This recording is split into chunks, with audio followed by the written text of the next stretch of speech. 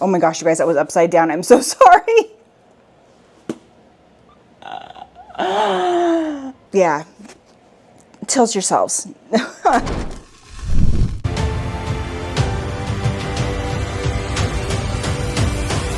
Everybody, welcome to another one of my videos. This is the first video that I will have made in our new house. We're still getting everything all moved in. Behind the scenes, it is utter chaos. So we were living in a really tiny space, and then we had most of our stuff in a giant storage unit. We're trying to get things out of our storage unit so that we can put them all together. I do have a giant bookcase and a bunch of books that I've collected for the past like 40 years that are eventually going to get in here. It hasn't happened yet. But yeah, you guys are here to listen to me talk about all the books that I read in June. Now, because of the move, I don't know how I did it, but somehow I managed to read 9 books.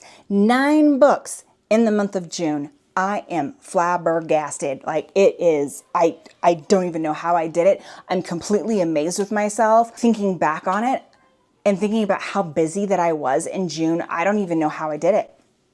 I did, but I don't know how. I just was like reading here and there when I had chances. I mean, I know that we were literally sitting on our heels, like, because our closing date for this house wasn't until the 12th of June. So literally from the 1st till the 12th, we were doing absolutely nothing. There was no packing. There was literally nothing to do. So I know that I did do a lot of reading within those 12 days to kind of just keep my mind occupied, because I was starting to get antsy. I wanted stuff to happen, and we were still waiting for our appraisal, which that was frustrating. We were in this like limbo where there's just nothing to do. So I definitely did do a lot of reading between the 1st and the 12th, and then once that happened, we did close on the 12th. We did get after we signed the closing papers a couple hours after that, we got the keys to the house and it was ours. So then from there, it was just packing and moving. We didn't hire movers, so we did everything ourselves. It was just me and my husband and our 3 kids, and so it was just a lot of work. It was a lot of back and forth driving. It was just, yeah, it was crazy.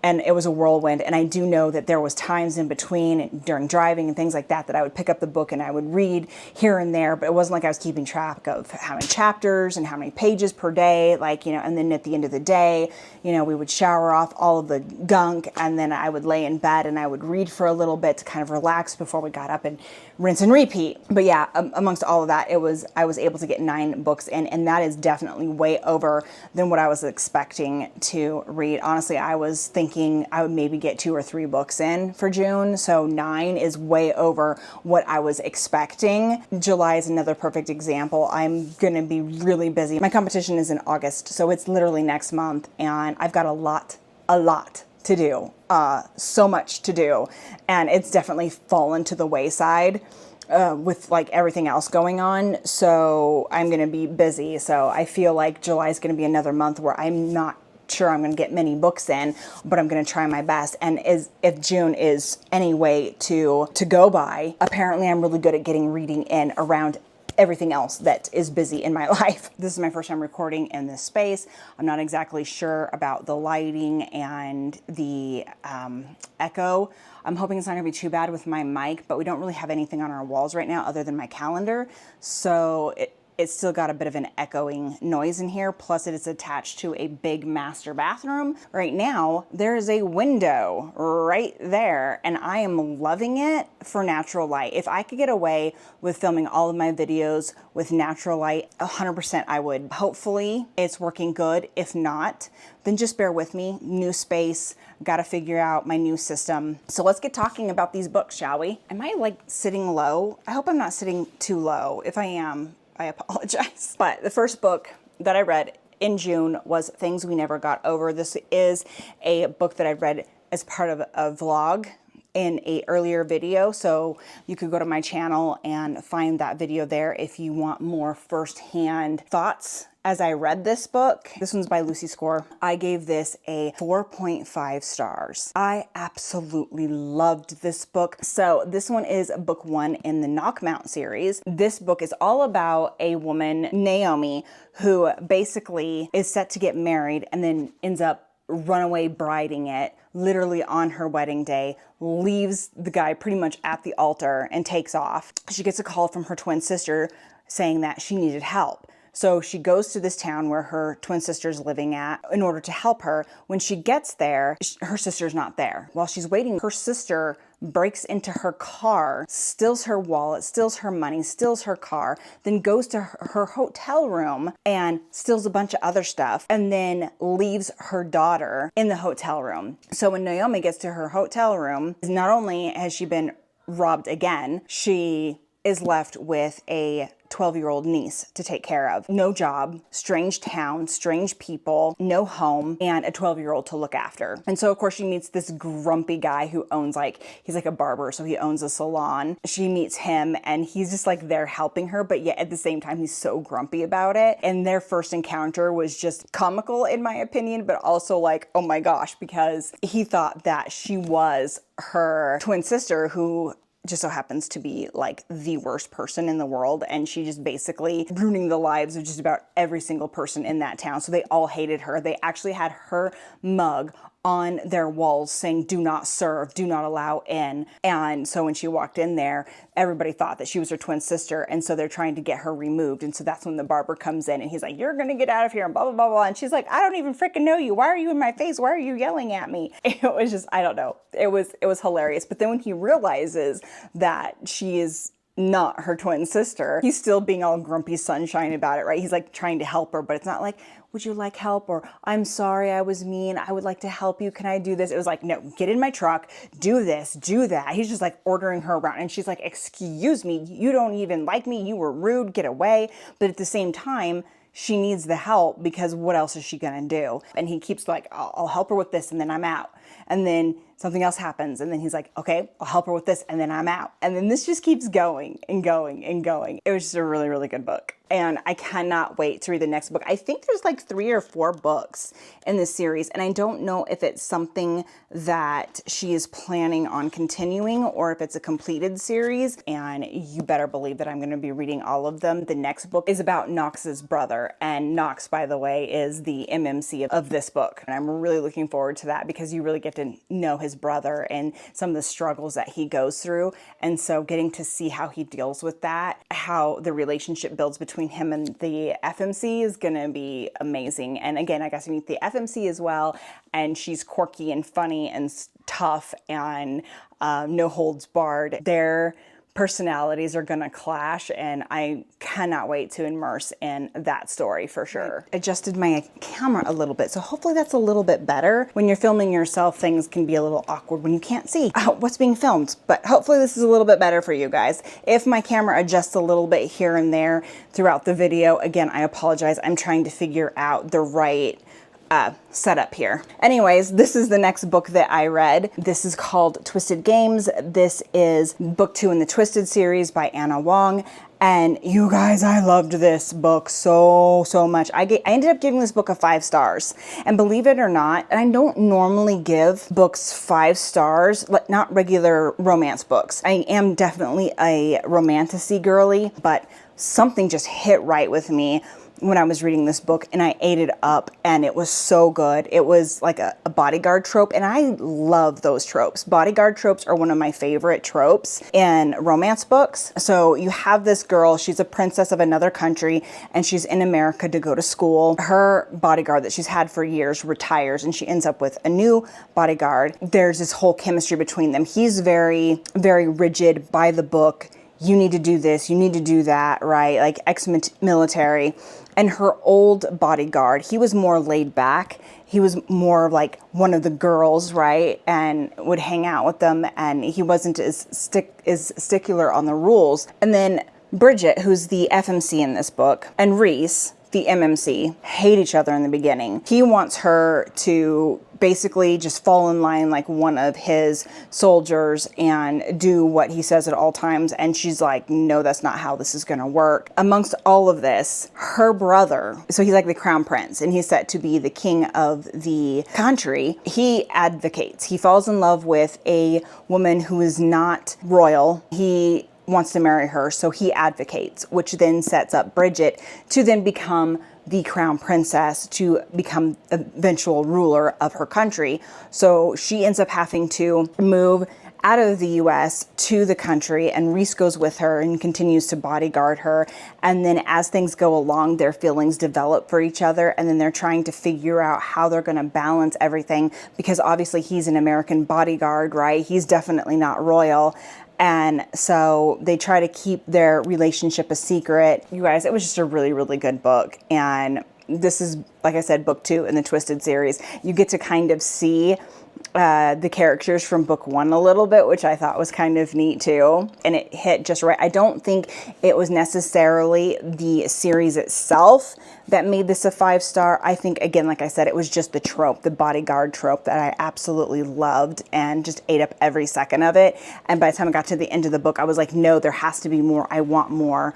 So I actually don't read a lot of bodyguard trope books, which is interesting because, like I said, it's one of my favorites. I cannot give a reason as to why, but there it is.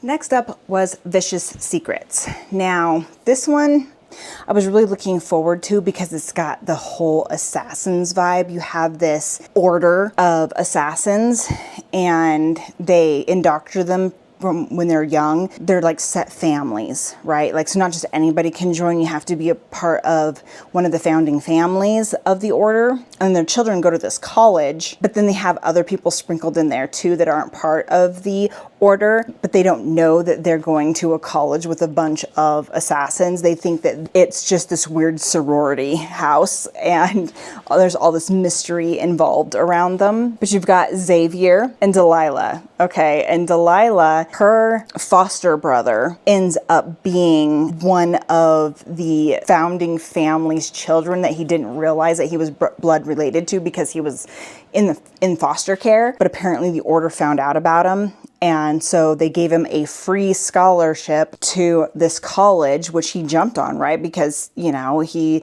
is a foster kid and they were living in a horrible situation and nobody cared about him. Of course, I'll take it and go to the college, and that's when they indoctrinate him. And then by the time he realizes what's going on, it's too late. He's stuck. Delilah decides that when she graduates in a couple of years, she's going to go to the same college, and that's what she does. She ends up going to the college, but he's not there. Instead, she meets Xavier, who she had ran across several years prior. Xavier's kind of has got this like obsession with her. This has definitely got stalker trope. He pretty much stalks her for years before she goes into the college. Anytime she almost gets a boyfriend, he scares the guys away. She's never been in a relationship, and she thought that there was something wrong with her. Come to find out, it was just Xavier getting involved, because the first time he saw her, back when he was spying on the foster brother to make sure that there was no hiccups for him to join the order, he fell in love with Delilah and obsessively has been keeping tabs on her. He hates the order as well, and his father is like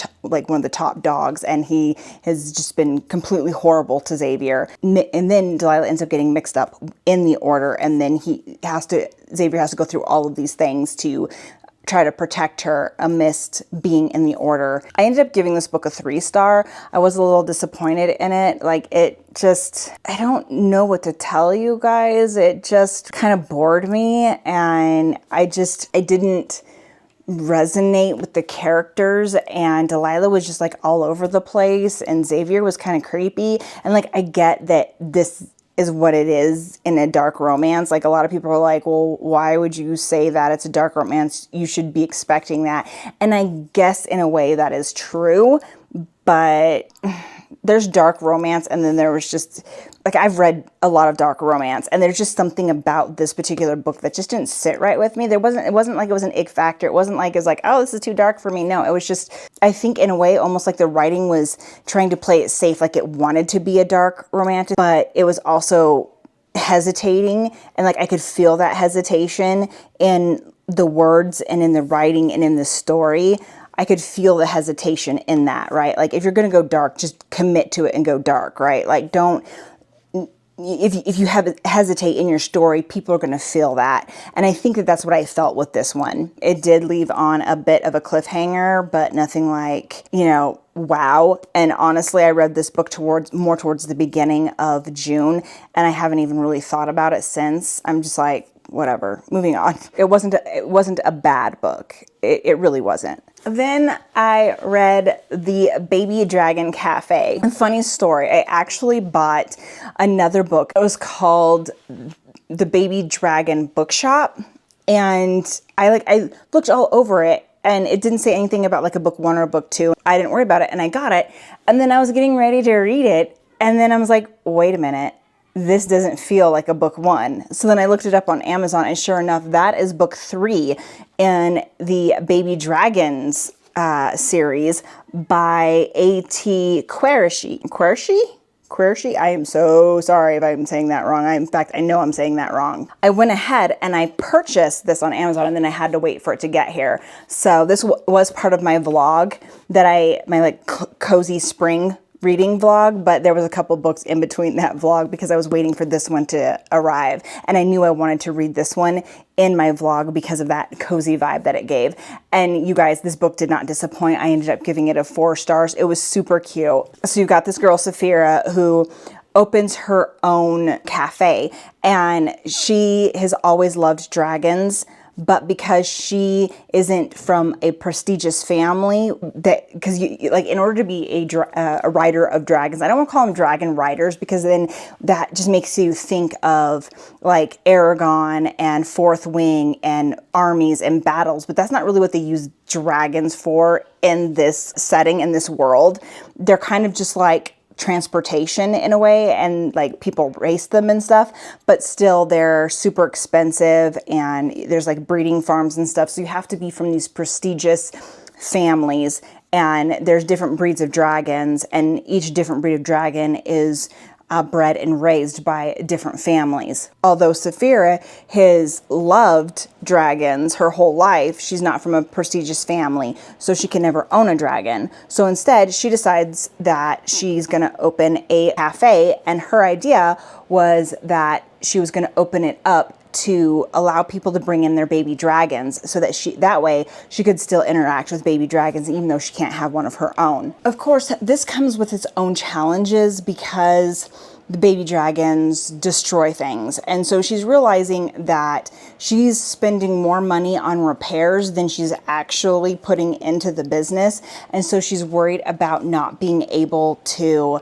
keep this business open.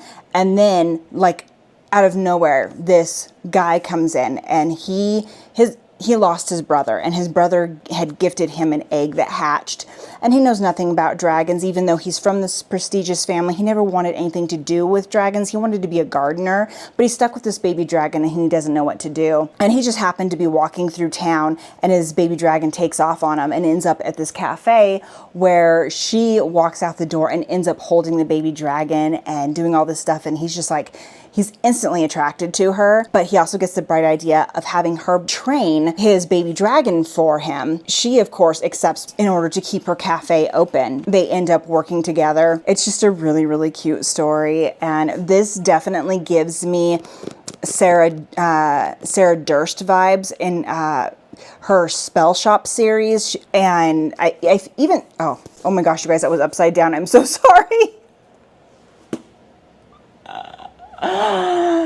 Yeah, tilt yourselves. I'm so sorry. That's funny. I wonder how many of you guys were shouting at me, turn the book, turn the book, turn the book. It was very enchanting, very sweet, very, honestly, I would say YA-ish type romance. You know what? I've read YA books that were spicier than this. This was very clean, very sweet. And if you're someone who likes romance but doesn't really like a spice or anything like that, and you just want romance, then I think that this series would be a good one for you. It has some spice, but very, very little, and not very descriptive. It's like a romance movie where, there's a little bit of kissing and a little bit of something going on, and then they wake up the next morning, right? I mean, that's the kind of vibe that I got. And I have book 3, so obviously I'm going to have to look into getting book 2 and reading that. There's going to be different couples for each one of the books in the series, so each couple's going to have their own little happily ever after. And then we have the first romantasy book that I read in June, And this is Lady of Darkness. This is book 1 in the Lady of Darkness series. Oh my gosh, you guys, I love this book so freaking much. This was God tier level book for me. As I was reading it, so basically I gave it a 5-star, but you know, obviously there isn't God tier stars, but this was definitely an amazing book. Absolutely loved it. As I was reading it, from page 1, I'm like, this is familiar. I know this. It was like deja vu. Like, I know this. And as I was going, I was like, you know, it wasn't fresh enough in my mind to remember everything that was going to happen before it happened. But as I was reading it, I'm like, oh yeah, no, this is familiar. So then I looked it up.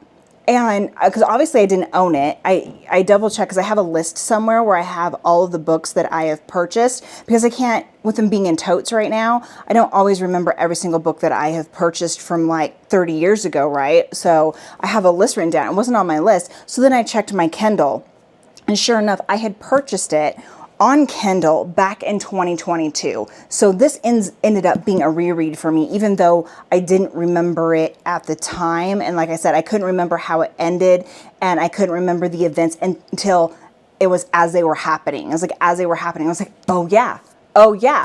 Oh yeah, light bulb. I had book 2 in my saved to continue the series on my Kindle, but I never actually did it. I don't know why it got busy. But yeah, that was like back in 2022. But so good.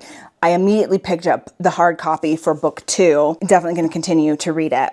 But in Lady of Darkness, you have Scarlet Monroe, who's part of this like assassins group, and she's trying to find and get vengeance on the person who murdered her mother. And the assassin lord is kind of using her. Like, he wants to give her the information. He's telling her that he has the information that she needs. And so, like, do what I say and I'll give you information kind of thing, right? It's like he's using it to keep her in line. But she gets herself into some trouble, and then she gets sent off to this, like, family. Honestly, she's not necessarily, I wouldn't say she's happy there, but she's kind of angry at the assassin lord herself. So, you know, they're kind of in this standstill. So she's like, yeah, I'm going to stay here, and I'm not going to work for you anymore, and you know, blah blah blah. He sees it as a punishment, she sees it as not a punishment to be away. But then children start going missing from her organization, these innocent children. So she tasks herself with help of friends, an ex-lover, and this captain of the guard who is helping to teach her how to fight, because I mean, like, and she's already vicious. She already knows how to fight, and she's really strong and tough. But she battles with him for fun at one time, and he wipes the floor with her, and she's like, you're gonna teach me to fight. There's something different about him, and he starts teaching her about how there is in fact magic in the world, and everything that she was led to believe is wrong. And so as they're trying to solve this mystery of the missing children, they grow closer. I genuinely, especially knowing that I have already read this book back in 2022, I am definitely anxious to read the second book and finally continue the series on. I have no idea why I didn't, knowing it's as good as it is, but this book was incredibly amazing, and I cannot wait to read book 2. Then we have Nightweaver. And I was excited to read this book because it was all about pirates and like living on the water and stuff like that. And I thought it would be like a perfect start of summer book. And it wasn't too bad. I gave it a 3.5 stars. You have this girl, Aster O'Brien, and her entire O'Brien family that own their own ship, because like centuries ago, these creatures came to the world called Nightweavers, and they kind of took over the land. They like were killing people and stuff. And so in order to survive, humanity left land on boats and lived on the ocean like pirates, and they would like raid each other and steal stuff and kill each other, and very pirate oriented. And so of course Astra already knows how to fight and stuff because she's been living like a pirate, and you have to defend your ship. Then these events happen. Their ship gets overrun. Her brother ends up getting killed.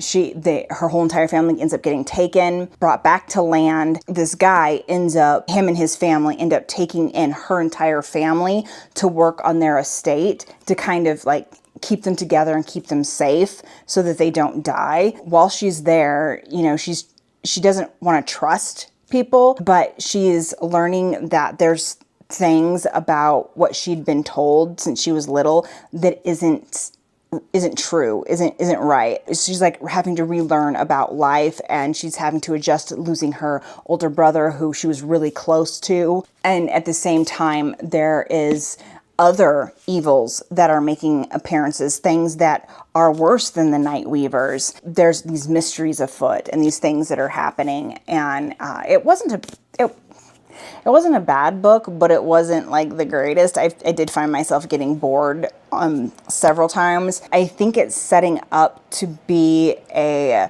love triangle trope thing. And you guys, I do not like love triangles. It's one of the worst tropes in my opinion. I hate love triangles. And this is definitely setting up for that. And I'm just going, ugh, no, that definitely dropped the enjoyment factor by a lot. The story was okay, despite it boring me a little bit. I was expecting different things, and then the whole love triangle, and I was like, huh. So 3.5 stars. I was ready to move on. And then because I needed something to pep me up after reading that book, I decided to go with my next book in a series that so far I have been loving. It's been God Tier series, and I went with the Broken Kingdom series by L.J. Andrews. This is book 3. This is Crown of Blood and Ruin. Of course, you guys, you know it. 5 star.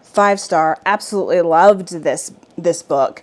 But I found something interesting. As I was reading this book, I kept getting this feeling like everything was setting up to be an ending of the story. But I knew that there was 9 books in the series. I'm like, something's not making sense. Why are we already fighting the bad guy? Why is this already happening? Why has that already happened? I was getting so confused, and it was bugging me. So I finally went on Amazon and I did some research and looked it up. And it just so happens that the Broken Kingdom series is about like 3 different couples. Okay, so books 1 through 3 are about Elise and Valen. 4 through 6 are going to be about a different couple. 7 through 9 are going to be about a different couple, probably from a different kingdom.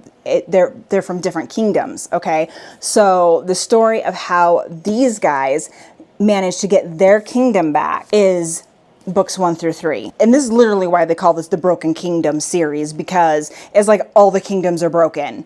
And so each trilogy in the series is going to be about a different kingdom and different couples that war and battle to get their kingdoms back. This concluded Elise and Valen's story in the overall series, and you guys, it didn't disappoint. It was so good. There was a lot of tension and suspense. Oh my gosh, did some things happen at the end that had me going, what? No freaking way. I was happy for all of it. Like, I was here for it and I loved it. And there was this whole thing at the end where it was like them and then no them, no them, and like, I'm not going to say more beyond that in case you haven't read the series, but I loved that part, and I laughed so hard when Valen and Elise ended up at the end. Oh, guys, it was so good. And you meet so many new different people in this book too, which did get a tiny bit confusing, but at the same time, not super bad. The one thing I do suggest, because they throw so many people at you and so many new characters, this isn't a series that I would suggest you like read book 1 or book 2 and then wait like 6 or 7 months before reading the next book, because it will get a little confusing. There was a couple times I was like, did I meet that character in book 2? I was like, I think I did. But there's just like so many names, so many different people. And I know that I'm going to be hearing about them probably in later books, because they did have some people come from a different kingdom to help them fight. That's how you meet the MMC of book 4. They call him the Night Render. Okay, in this kingdom. So he's going to be the MMC in books 4 through 6, because you kind of end this book with him sailing back to his own kingdom. Yeah, if you haven't read, I'm obviously not going to tell you what happens necessarily in this book, but you do have Elise and you have Valen, and it starts out with him like secret identity sort of deal. and she is being basically sold off by the king to marry for political reasons. And he hires this negotiator to find her husband. And in the whole process of everything happening, they kind of start falling for each other. But then all these events start happening, and then she ends up on the run. This coup happens, and the king gets killed, and it's just like this whole coup happens. And so she ends up with her marriage negotiator, and come to find out he isn't anything like what she thought he was. His name wasn't even what it was. Like, everything about him was a lie. And so there's all of this readjusting and getting to know each other again and learning to forgive. And guys, it was just such an amazing book. And the first 3 books, I absolutely love them. I'm hoping that it's going to continue to be that way for me. I liked the knight render that I met in this book, and so I'm hoping that it's still going to be as good. I'll just have to read it and see, because yeah. But I definitely understand why they call it the Broken Kingdoms series.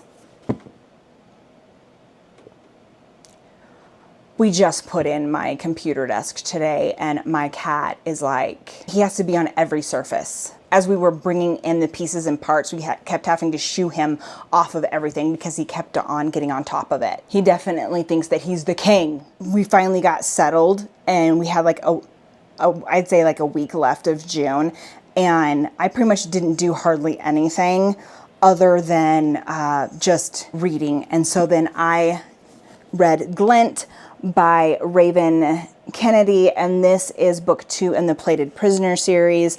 Now, in an earlier video, I had talked about Guild, which is book 1 in the Plated Prisoner series. And you guys, I hated that book. I gave it a 1 star, but everybody was telling me from my research, friends that have read it, I have friends on Fable, and like everybody was saying, you have to get through that book.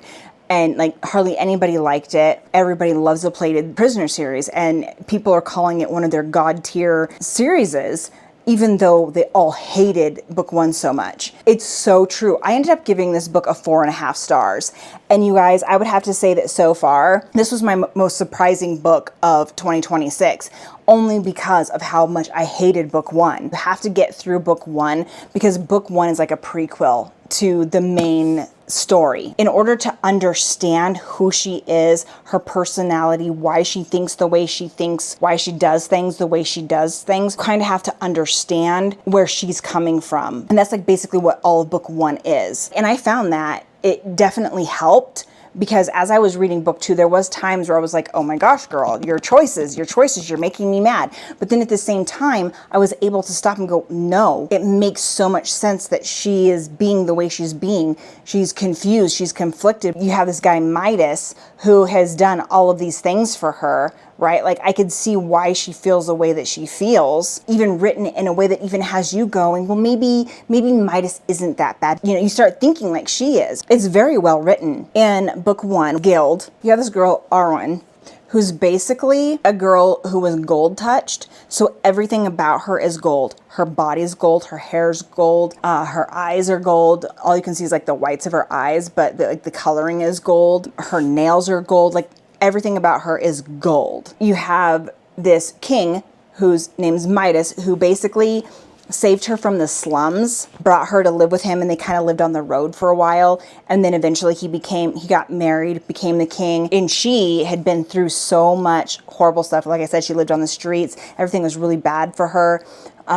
People had hurt her, so she was scared of the world. So he kind of used that, built her a cage inside of his castle where she lived. She lived in this cage, and she was known as his precious. People would come from all over the different kingdoms to basically look at this gilded woman in this cage that was King Midas's favored. And then some events happen, and then he ends up going off to a different kingdom and to do some things, and he sends for her, and she's been living in this cage, in this castle for a really long time. So she's excited to finally leave the confines of this cage where she's lonely because she has nobody really to talk to. A whole slew of things happen while she's out. And that's like really all I want to say, because I don't want to give too much away, but yeah, I'm definitely not a fan of King Midas, but there is an MMC romance that isn't King Midas,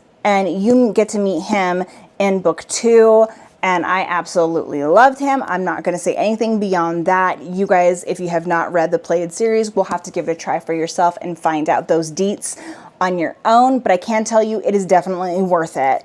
If you are someone who has read book 1 and then just tossed the series out because it was so bad, I definitely urge you guys to at least try to give book 2 a chance. It is way different. And again, I went from 1 star to 4.5 stars. I think that half a star rating was mainly because of my trauma from book 1, but was still following me a little bit. This book was so good, and I went from I don't want to continue this series to I want to continue this series like that, just by 1 book. So you guys, so worth it. I would definitely give it a retry. Or like me, read book 1 and like you're like no more, right? So again, give it a try. So worth every second of it. And then the last book that I finished was Stormforged by Lindsay Broker. This is a reread series that I have been listening to on audiobook, and I kind of was listening to that during the times when I was moving things. This is part of the Death Before Dragon series. This is book 6. I have on my books that I want to read in 2026, I actually have books 7,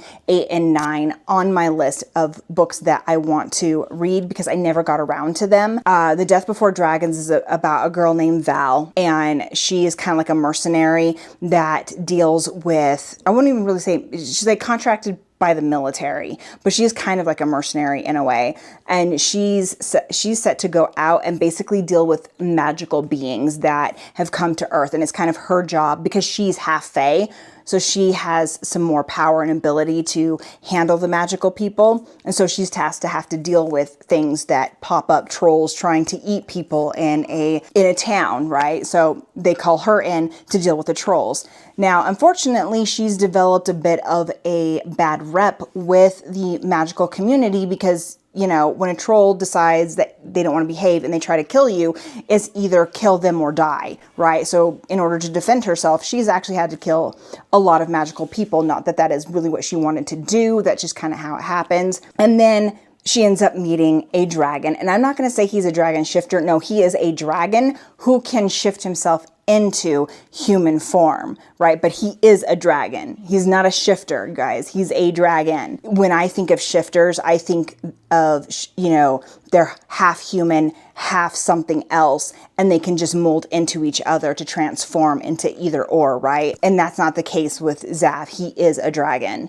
So like, is their whole romance and stuff, which is so amazing because, you know, he's a dragon and he's regal and, you know, he's a superior being, but he can't help but fall in love with Val, and he loves her quirkiness and how she argues with him and how she vexes his enemies. It's just an amazing book series. Stormforged was book 6.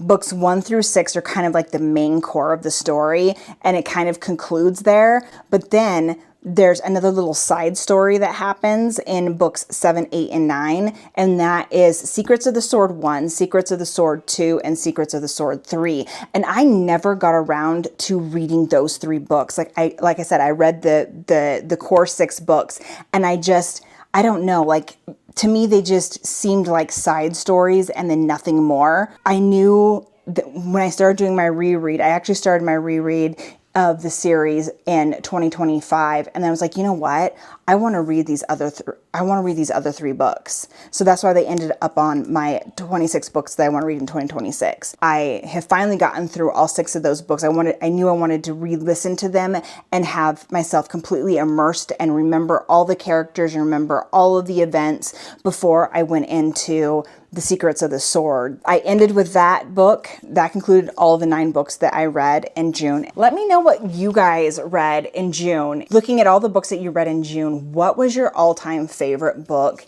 out of the month? If you can pick one. I mean, that would be tough for me because there was a couple of them that were very neck and neck. Yeah, let me know what yours was. So I hope everybody has a fantastic July. July 4th is coming up in a few days. So happy 4th of July. Stay safe out there. I'll see you guys in my next video. Bye.